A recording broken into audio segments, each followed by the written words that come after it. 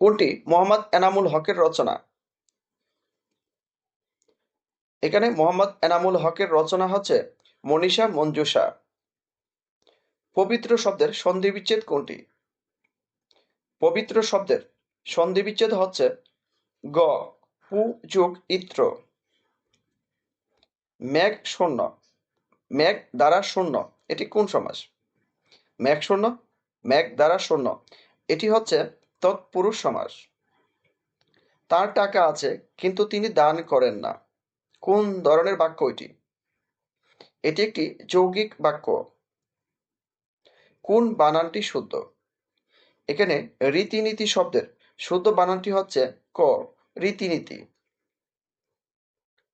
কোনটি বন শব্দের প্রতিশব্দ নয়? বন শব্দের প্রতিশব্দ নয় এখানে বিটোপি। কোন বাগধারাটি স্বতন্ত্র অর্থ প্রকাশক? এই চারটির মধ্যে স্বতন্ত্র অর্থ প্রকাশক হচ্ছে এখানে সাতনা পাঁচনা। পথে পথে কোন ধরনের শব্দ?